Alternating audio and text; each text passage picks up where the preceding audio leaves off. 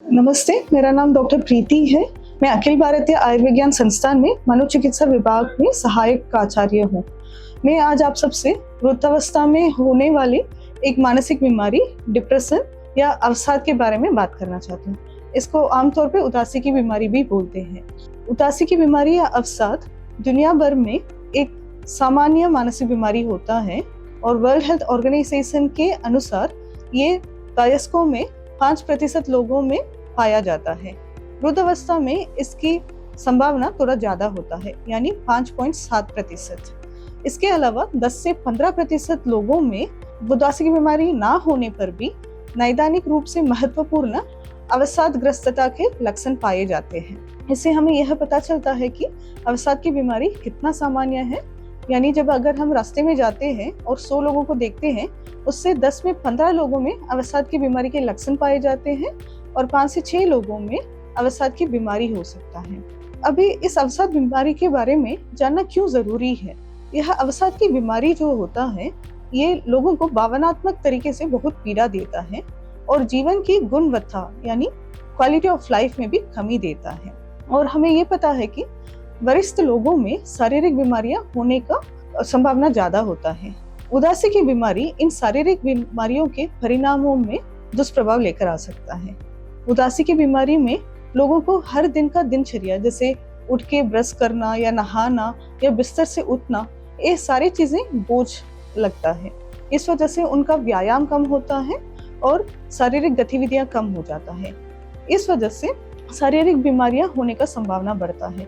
इसके अलावा चिंता ज्यादा करते हैं और नींद की कमी भी होता है। ये तीनों कारण से, व्यायाम कम होने से, नींद ना आने से और चिंता ज्यादा करने से बहुत सारी शारीरिक बीमारियां हो सकती हैं, जैसे हृदय की बीमारी, मधुमेह आदि।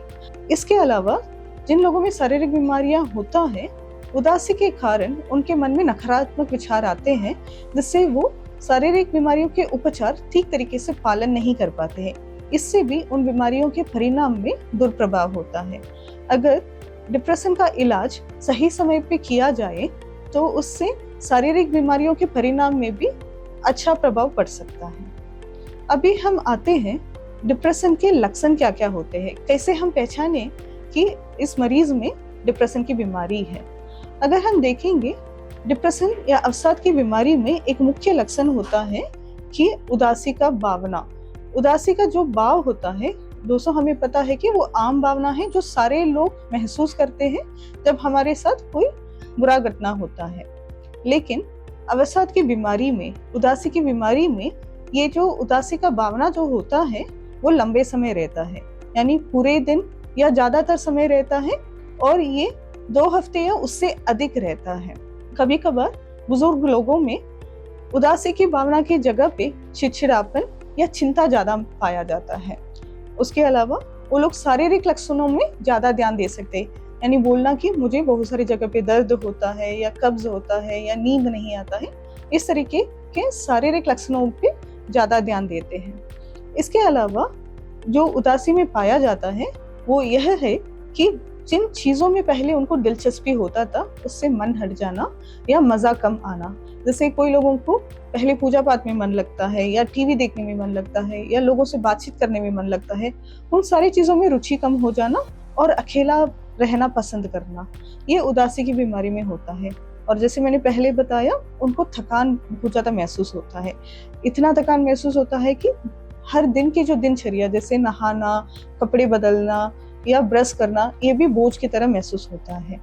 वो लोग बिस्तर से उठने या सोफा से उठने में भी बहुत ज्यादा थकान महसूस करते हैं। धीरे धीरे वो लोगों से बातचीत करना कम करते हैं और अकेले रहना ज्यादा पसंद करना शुरू करते हैं।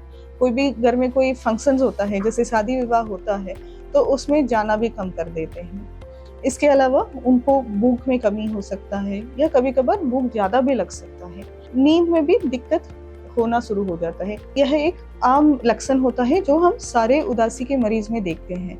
इधर नींद आने में दिक्कत होता है नींद के शुरुआत में, या सो जाते हैं और बीच में उठते हैं, या सो जाते हैं और सुबह जल्दी उठते हैं। कभी कभार ऐसा भी होता है कि वो अच्छे से सो जाते हैं फिर भी उनको लगता है कि शायद मैंने ठीक तक नहीं सोया है और वो फिर भी सुस्त महसूस करते हैं।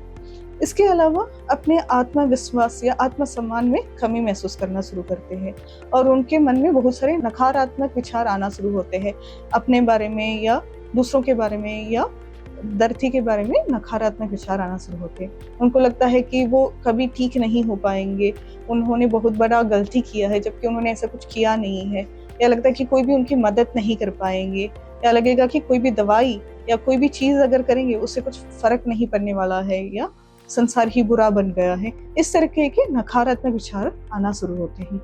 थोड़े लोगों में ऐसे विचार आना शुरू होते हैं कि अगर वो मर जाए तो बेहतर है। वो कभी कभार ऐसे बताते हैं कि अगर भगवान मुझे उठा ले तो बेहतर है, या मैं सोते सोते दोबारा मैं ना उठूं। थोड़े लोगों में आत्महत्या का भी विचार आना शुरू होते हैं और कभी कभार वो कोशिश भी करना शुरू करते हैं। ये जो लक्षण होते हैं ये सारे उदासी के लक्षण हैं, लेकिन हमें ये जानना जरूरी है कि ये सारे लक्षण सारे मरीजों में नहीं होता है। उदासी के अलग अलग गंभीरता होता है, अलग अलग तीव्रता होता है। थोड़े लोगों में हल्का हो सकते हैं, थोड़े लोगों में मध्यम हो सकता है, थोड़े लोगों में गंभीर हो सकता है। उस वजह से लक्षण भी हर एक लोग में अलग अलग तरीके के होता है। थोड़े लोगों में जब उदासी जो है मध्यम या ज्यादा होता है, गंभीर होता है, तो साइकोटिक सिम्टम्स भी आना शुरू होते हैं। साइकोटिक सिम्टम्स का मतलब उसमें भ्रम हो सकता है या मति भ्रम हो सकता है, या मति भ्रम का मतलब हेलुसिनेशंस, भ्रम का मतलब डिल्यूशंस, या कैटेटोनिया हो सकता है। भ्रम में ये होता है कि लोग यकीन के साथ सोचना शुरू करते हैं जो चीज सच नहीं है। फॉर एग्जाम्पल, उदाहरण के लिए कभी कभार लोग को लगता है कि उनका आंत पूरा खराब हो गया है, उनके शरीर में हड्डी जो है पूरा गल गया है, या कभी ऐसा लगता है कि वो उनके पास कुछ भी पैसा नहीं है, वो बहुत गरीब है, जबकि सच बिल्कुल उल्टा होता है। किसी के बोलने पे भी या सबूत दिखाने पे भी वो उस चीज को मानते नहीं है। इसको हम डिल्यूशन बोलते हैं।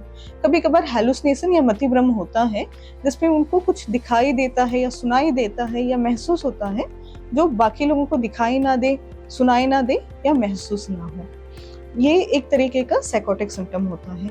तीसरा साइकोटिक सिम्टम कैटेटोनिक सिम्टम्स बोलते हैं, जिसमें लोग बिल्कुल खाना पीना बंद कर देते हैं और कभी कभार मूर्ति की तरह बैठे रहते हैं, जिसमें बिना हिले, बिना आंख पलकते हुए एक ही जगह पे खड़े रहना, एक ही जगह पे बैठे रहना, ऐसे करते हैं।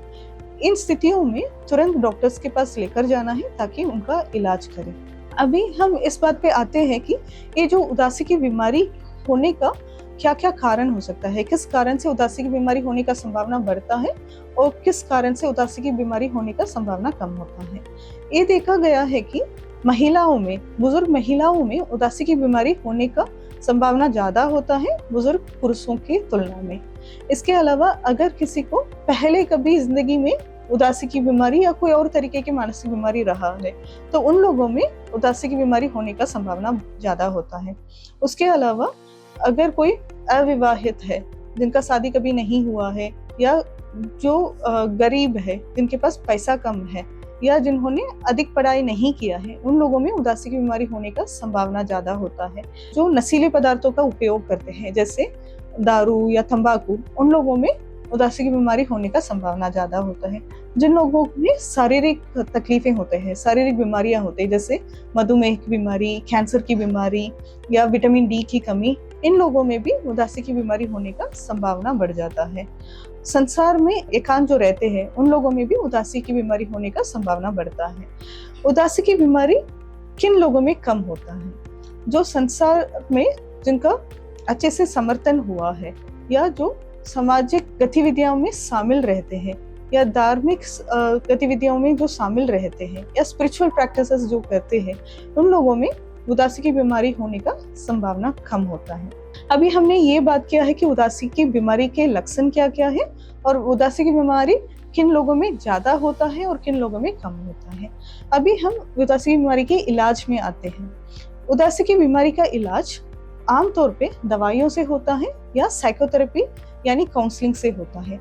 इसके अलावा थोड़े न्यूरोमॉड्यूलेशन टेक्निक्स बोलते हैं, जिसमें करंट के माध्यम से या रसायनों के माध्यम से नर्व्स या तंत्रिकाओं को उत्तेजित करते हैं। इसको न्यूरोमॉड्यूलेशन टेक्निक्स बोलते हैं। जो ज्यादातर अगर हल्का या मध्यम अवसाद की बीमारी में दवाइयाँ या साइकोथेरेपी का प्रयोग किया जाता है, लेकिन जब गंभीर हो जाता है बीमारी, दोनों को मिला के हम इलाज करते हैं। दवाइयाँ जो हम देते हैं उसमें हम ये देखते हैं कि ये जो उदासी की बीमारी यूनिपोलर डिप्रेशन है, यानी हमेशा इनको उदासी ही आया है, या बाइपोलर डिप्रेशन है, यानी इसके पहले कभी जिंदगी में तेजी के लक्षण भी आए हैं। अगर सिर्फ उदासी के लक्षण आए हैं तो फिर हम एंटी डिप्रेसेंट्स देते हैं, जिसमें हम SSRI या सेलेक्टिव सेरोटोनिन रीअपटेक इनहिबिटर्स या SNRI serotonin norepinephrine reuptake inhibitors ज्यादातर देते हैं। अगर किसी में बाइपोलर डिप्रेशन रहता है, यानी जिनमें तेजी की बीमारी पहले कभी रहा हो और अभी उदासी की बीमारी है, तो उनमें हम मूड स्टेबलाइजर देते हैं। और जिनमें साइकोटिक सिम्टम, जैसे मैंने पहले बोला कि भ्रम या मथिभ्रम या कैटाटोनिक बिहेवियर होता है, उन लोगों में इस उदासी की दवाइयों के साथ साथ हम एंटीसाइकोटिक दवाइयां भी साथ में देते हैं।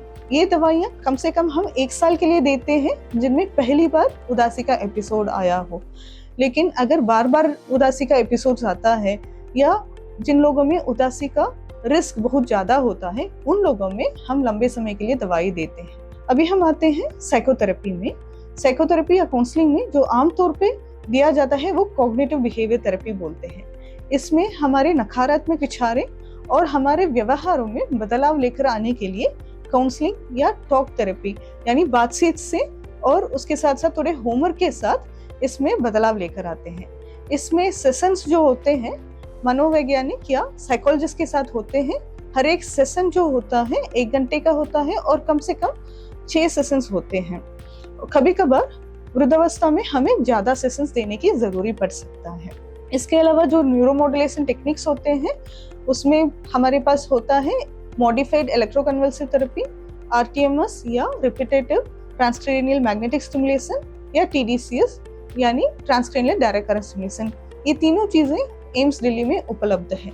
इसके अलावा जो थेरेपीज होते हैं वो इंटरपर्सनल थेरेपी होता है, रिलैक्सेशन थेरेपी होता है, बायोफीडबैक थेरेपी होता है, यानी कई प्रकार के थेरेपीज होते हैं जिससे हम मरीज को उदासी से बाहर लेकर आ सकते हैं। अभी अंत में ये मैं बताना चाहूंगी कि बहुत लोग ये सोचते हैं कि उदासी के लक्षण जो होते हैं वो पार्ट ऑफ नॉर्मल एजिंग है, यानी जब बूढ़े होते हैं कि उदासी के लक्षण वो नॉर्मल एजिंग का प्रोसेस है, यानी बुढ़ापन का एक हिस्सा होता है। लेकिन दोस्तों मैं ये बताना चाहूंगी कि उदासी की बीमारी आमतौर पे नहीं होता है नॉर्मल एजिंग में।